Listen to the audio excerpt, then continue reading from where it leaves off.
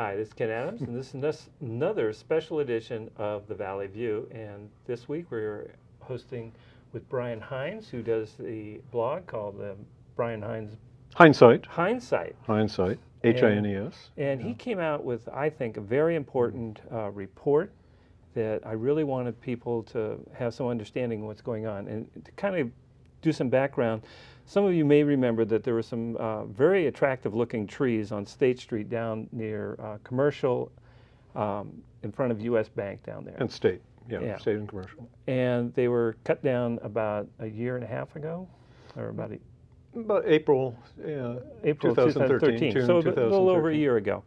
And anyway, your report where you've gone and gotten the documents about the discussion of this issue is posted on your blog spot. And maybe you could give us some kind of history of what went on, who was saying what, and what this really means to the community. Well, thanks, yeah. I'd be happy to. Yeah, I made a bunch of public record requests in June and July of 2013 after the trees were cut down. I and a bunch of other people tried to save them. There was, the outrage. We remember the French chef that overturned a table in the bank, and there were people demonstrating outside because they were really very upset that these trees were going to be cut down because nobody could understand why. Why? And so in order to find out why, I made some public record requests to the city to dig deeper under the surface to find out what was going on behind the scenes, because what was obvious in front of the scenes didn't make any sense. The trees were healthy. The trees weren't diseased. They weren't doing anything to the sidewalk that I could tell. They weren't. No, I went down there, and yeah, my senior citizen feet could easily navigate the sidewalk, even though the bank president, Ryan Albritton, was telling people that they were a hazard to the sidewalk, causing tripping hazards. By that time, the sidewalk had been fixed to the city's satisfaction. The city urban forester had determined that there was no further harm to the sidewalk that would be caused by the trees, so they could be saved. They could be pruned in order to restore views of the historic building. So there really was no reason to cut them down, but they were cut down. So that's the question before, that the public wanted to know, why were they cut down? And that's the question that I address in the report. And my conclusion is they were cut down because the city's public works director, Peter Fernandez, made a verbal backroom deal with the US Bank president, Ryan Albritton, who happens to be the current president of the Salem Chamber of Commerce, to allow the trees to be cut down. There's no evidence of any actual deal, any written promise between the city and the bank. There's just this verbal commitment, which I've asked over and over, tried to find out what this is. And Mr. Albritton was reminding city councilors about the deal when he was lobbying them to not stand in the way of the trees being cut down. So this is a disturbing thing. Is this the way our city government should work, on the basis of verbal deals between big business interests, or should it be based on ordinances, public hearings, factual information, and the law? And there was a couple of committee meetings, well, I don't know if committee is the right word, but the Shade Tree Advisory Committee had hearings on the trees removal and twice voted it down and said that they didn't need to be removed, that there could be trimming of these trees, and they recommended that they not be removed. Yes, twice. Actually 3 times, because back in 2010 the city made a request to remove all the trees on Commercial Street and on State Street. They did remove the ones on the Commercial Street side as part of some street improvements, but the Shade Tree Committee decided that they should wait until they made the street improvements on the State Street side to see if the trees really needed to be removed. So that was number 1, where they said, let's wait a couple of years, see whether there's a need to remove them. Then in 2012, after US Bank made an application to remove the trees, they said, no, prune them, don't remove them. Then comes kind of the interesting part, where after that decision, the city public works director, Peter Fernandez, told people, I have this in the public records, he told the city manager, I'm going to order that they be pruned, not removed. He also told another staffer, I'm going to order that they be pruned, not removed, in accordance with the Shade Tree Committee's recommendation. Then he gets a phone call or he talks with Ryan Albritton, the U.S. bank president. This is documented in email, who reminds him of their verbal agreement. And so Mr. Albritton gets an unusual second chance to go before the Shade Tree Committee, because he says, I thought this was just wired. I thought there was no way that they weren't going to approve removal of the trees. So he gets another chance in January 2013 to make his case. That's a big hearing. Lots of people come, both U.S. bank officials, arborists who were concerned that the trees didn't need to be removed, neighbors, people that love the trees. There's a big hearing. There's lots of testimony. A few days later, the Shade Tree Advisory Committee makes another decision to prune the trees, not to remove them. So you'd think that would end the story. 3 times, Right. and twice explicitly, in 2012 and 2013, the Shade Tree Committee says prune, don't remove. So how the heck did the trees ever get cut down? That's the other mystery.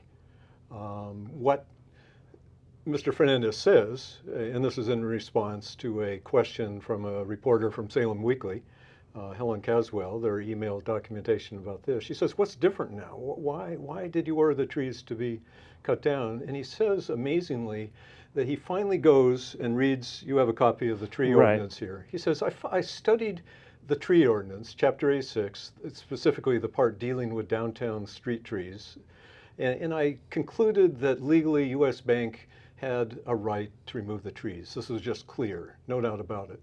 Now actually, Well, let's read that. sure, go ahead. Okay. And this is the Salem Revised Code, Right. number 86.130, planting, cutting, and pruning of trees. Right. The following regulations are hereby established for the planting, trimming, and care of trees in or upon public streets or alleys of the city. And the section A is trees shall be planted not less than 40 feet apart except where greater density is allowed under special permit from the director. There's another section about trees being at least 6 feet away from a driveway. But the section he was particularly quoting was C. In addition to the above regulations, the following guidelines shall apply to the planting of trees in Salem Downtown Historic District and Central Business District. Right. Trees shall not be planted in a location which would obscure significant architectural features. And this is what he based it on. Largely, it is. Yeah. Because the bank was arguing we have a historic building. It is true. It's attractive. But like you said, it refers to the planting. It also is obvious that once you plant a tree, the tree grows. This is what Right. arborists said. You can prune the trees. They did need some pruning. They were overgrown. They were kind of hanging over the cars, the parking area. Alternatively, as a last resort, the city's urban forester, Jan Suzuki, said that you could take out one tree or two trees. There were 5 trees there. Yeah. It could go tree blank, or whatever. But definitely you didn't need to remove them. The ordinance had no... There's no word there's removal no in wording that section. removal in that. No. And in fact, another interesting point is that the Shade Tree Advisory Committee, after his order, Fernandez ordered that the trees could be cut down, the Shade Tree Advisory Committee met again and said that we want the trees saved. There's a memo from Cassia Quillinan, one of the Shade Tree Advisory Committee members, that said the Shade Tree Committee has met. We've discussed this ordinance. We determined, I was around when the City Council approved revisions to this part of the ordinance, and it doesn't apply to current trees. One, it only applies to plantings in the historic district. And two, even if the trees that were currently in place were intended to be grandfathered in under the ordinance, that you couldn't cut them down because they're already grown. They're 40 years old. If you look around downtown Salem, almost every large street tree is obscuring, some building. Right. People sent me pictures of Europe and palaces, Versailles, the same thing. I mean, other towns in other parts of the world value their trees, but in Salem, apparently every 40 years, Peter Fernandez believes you have to cut down the trees. So they argued that this doesn't apply. Further, I went and asked my land use attorney to give me a written opinion on whether this ordinance allowed Mr. Fernandez to cut down the trees, to allow the trees to be cut down. And he read it as a neutral person. He's in Eugene. He isn't involved in Salem politics. And he says, no, it's obvious. Unless somehow planting can be construed to be synonymous with removal, there's nothing in the ordinance that demands the removal of these trees. So this is the important point, that Right. Mr. Fernandez could have denied the U.S. bank's application. Now, it turns out under a quirk, a very weird quirk in the city law, that only the applicant of a tree removal, for a tree removal, can appeal the decision. Opponents can't approve it.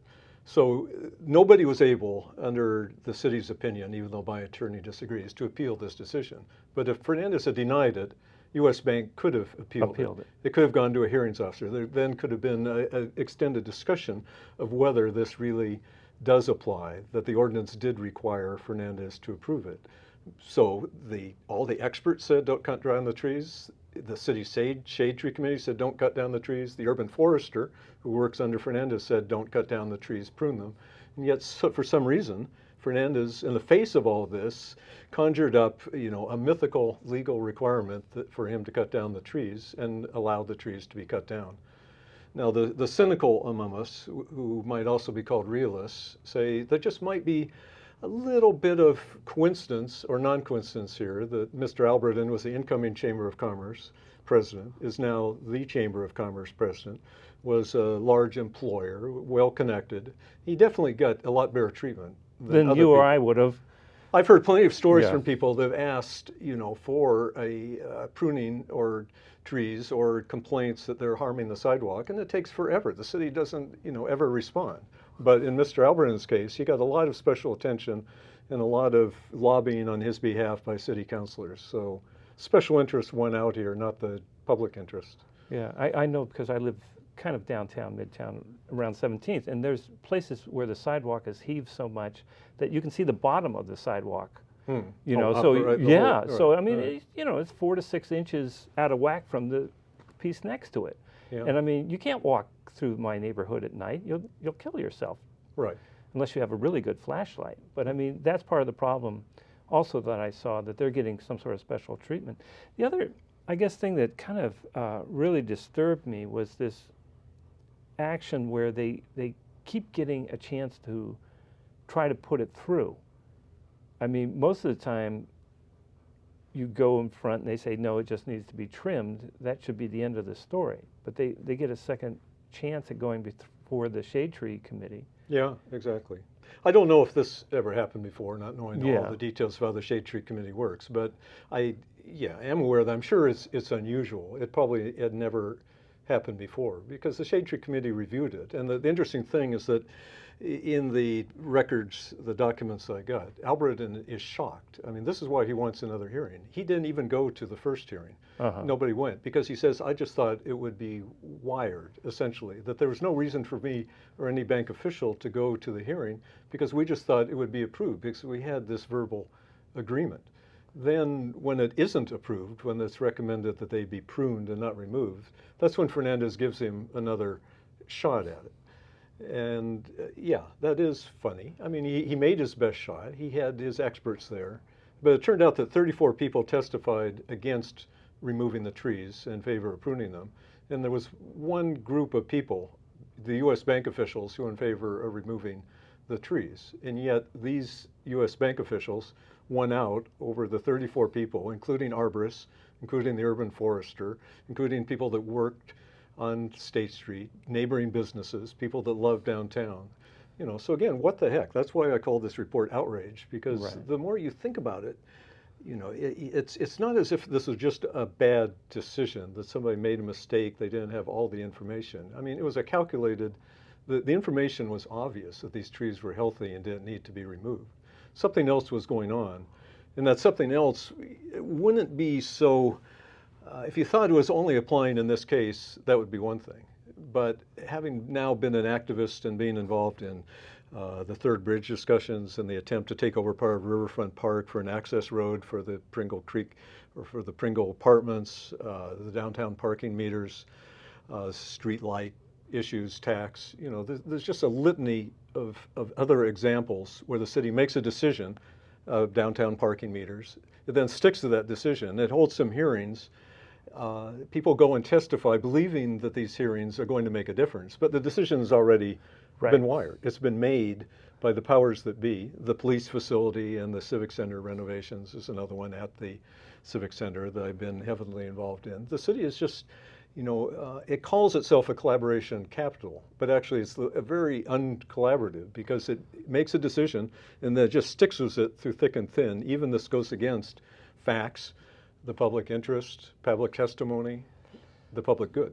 Well, it is kind of curious because I did talk to City Councilman Warren Bernards earlier today, and I pointed out how, it didn't say removal of trees in that section, and he was telling me he had read it and it did say it. So I sent him a copy of the of that section, and it doesn't say removal anywhere in there. No. And so I don't, he hasn't responded yet, but I mean, it's kind of this idea where they don't really read things very carefully either. And not only that, but he felt like he didn't have, because I said, okay, if this guy misrepresented to you, the council, information, why don't you reprimand him? And he said, well, we don't have the authority to do that. And he was saying it would have to come from the city manager. Yes. But the thing is they can basically instruct the city manager to do something about somebody giving them misinformation at a city council meeting. Yeah. You would think. Theoretically. Yeah.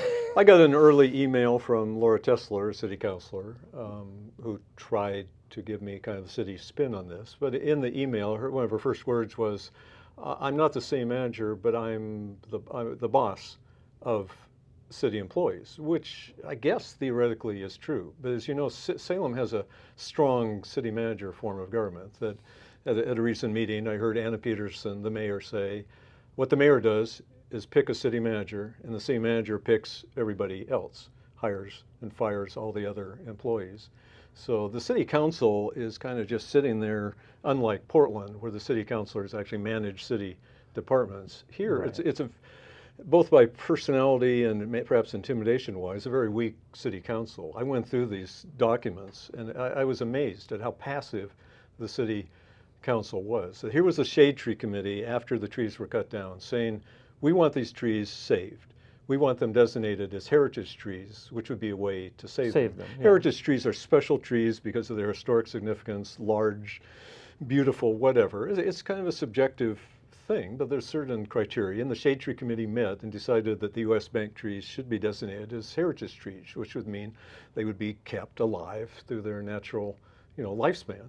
But they needed to get the city council to at least discuss this. So they tried to get on the agenda of the April 8th, 2013 meeting before the trees were cut down. There's pleas saying we have to do this quickly because once the trees are cut down, in kind of an obvious statement, it's too late. Yeah, right. Well, duh, I think that was just kind of a statement, an email probably the person didn't think too much about. So they write the counselors, and on the morning of April 8th, there's an email from Peter Fernandez, which I think is, kind of inappropriate, but shows how the city works. He writes the mayor, the city manager, and all the city councilors saying that there's nothing wrong with my decision. It was all legal as required under Chapter 86, which is absolutely incorrect and false, according to my attorney and the Shade Tree Advisory Committee. 2, these trees can't be designated as heritage trees, so just forget about it. Nothing to see here. And so it was never brought up at the council because they trusted the staff to be telling them something accurate. And in fact, their staff, the city public works director, was telling them things that wasn't wrong. In the report, I used the word bamboozled. And when I wrote that, I thought, oh, this is too strong. But bamboozled is actually a pretty good word. Well, it's funny because I've been on various boards, usually for nonprofits and things like that. And, when they have staff, sometimes the staff will be telling me things, and I keep asking them, okay, if you think that's true, show me the evidence that proves that. And so I make them go out and get the evidence, and if it's true, fine. But I don't want to be basing a decision based on kind of almost like hearsay, without having any actual facts to back it up. Right. And is Mr. Fernandez a lawyer? No, Mr. Fernandez is not a lawyer. He's an engineer. Okay, so he never went to the city attorney to ask for an opinion. No, that's an excellent point. I was recently I got involved in another tree issue. One's on High Street up here, just south of the Elsinore Theater, where a similar thing was going on. A building owner had mistakenly asked that they be removed because he trusted the opinion of the urban forester that the trees were diseased. You know, they didn't look diseased to me. I got another opinion from a city contractor who is an arborist, and he said the trees are fine. So I pointed this out, but by this time the city had already approved their removal, but they needed to go through the historic review process, which is handled by Kimberly Fitzgerald, where they have to get approval from the historic. This is just an administrative decision. The Historic Landmarks Commission is involved, but Kimberly made an administrative decision that the trees weren't historically significant. And I wrote to her and said, I'd like to appeal that. Do I have standing to appeal? And Kimberly, to her credit, said, I'm not absolutely sure. I'll ask the city attorney. And within 2 days, she had a opinion back from the city attorney that no, only neighborhood associations, businesses within 150 feet can appeal. But that was simple. You know, Right. it took her And it's 2 kind of- days to get it. Fernandez could have asked the city attorney. Why didn't he ask the city attorney? Well, because he wasn't going to for get the answer he wanted. Probably so. I mean, on that- something this important, you know, you Yeah. think you would want to make sure that the opinion, that your approval to remove the trees is based on solid legal standing. But I don't think, like you say, he wanted to ask because he'd know what opinion he would get back.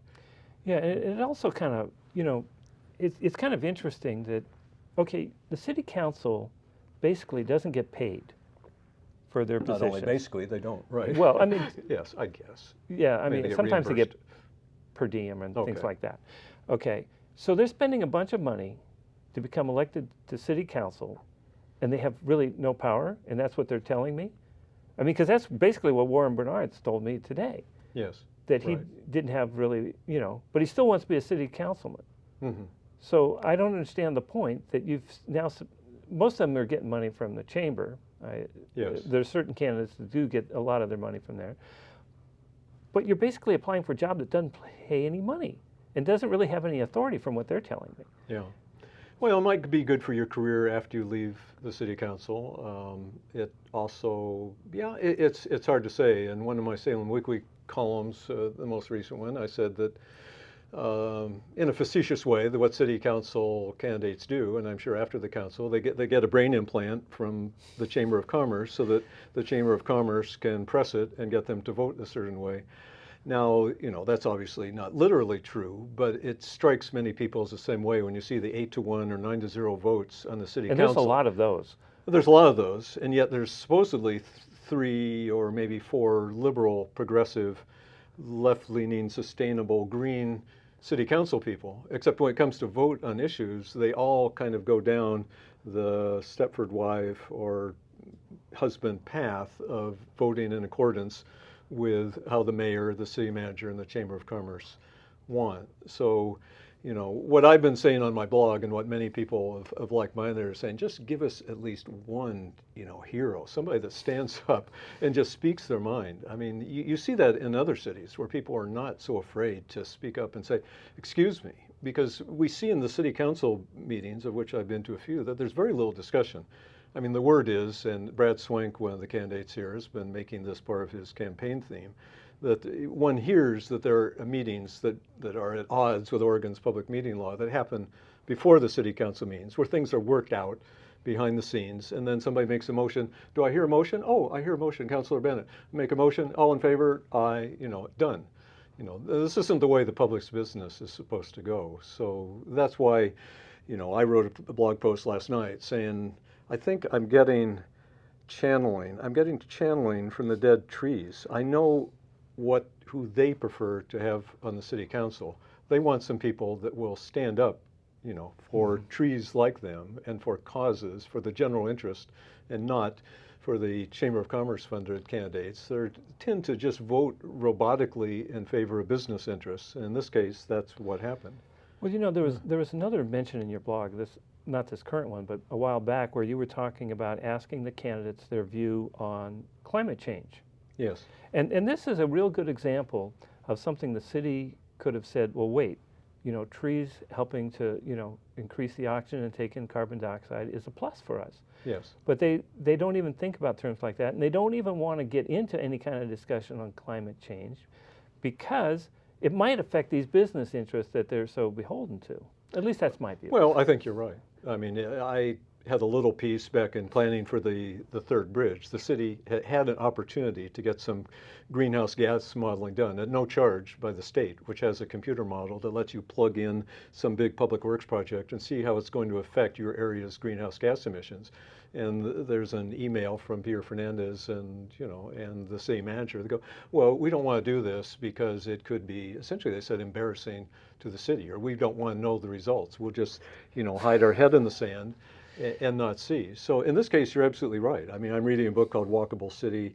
It just has a whole chapter on trees. They're like, every one of those trees was like 3 air conditioners running full blast year-round, cooling the city. They take up storm water. Like 30% of the storm water, rain that falls, is absorbed by the tree. They cool the street. And there's a number of emails, complaints from business owners along State Street and also visitors to Salem. They go, this was a draw. That street, and I can testify to this, used to be a photographic and visitor mecca because people go, wow, this is so unusual. They have these beautiful trees on the downtown street. And now some business owners in that area are saying it's just barren. It's just, people, there was a restaurant down the street. Now having trees near outdoor tables is obviously a benefit.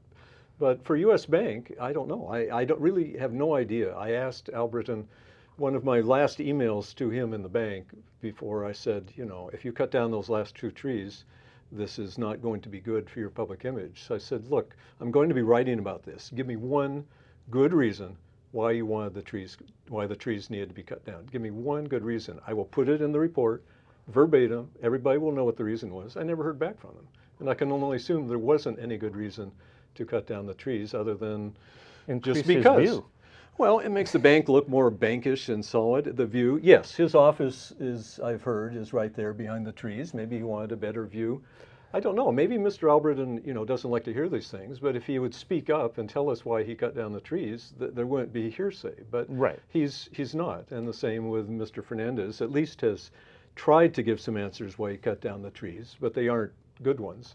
So the council and everybody needs to keep asking these questions, because it isn't just that the trees are gone, it's that there's all these other issues, parking meters, the third bridge, urban renewal. They're now planning, planning the urban growth boundary. There's all kinds of decisions that are being made by the city that should be made on facts, the law, the good, and that's what should guide them. And there's just a fear that they're being made on the basis of backroom deals with special interests, and that isn't good for Salem. Yeah, and that's one of the reasons why I wanted you to come on to this show and talk about that, because people are going to be voting on this in a couple more weeks.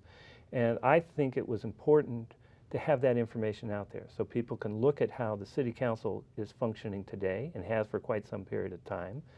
And maybe we can get some new members on the city council and some independent members that will actually do something about creating some dialogue and trying to get policy decisions made by with buy-in from the public as well, at least. Exactly.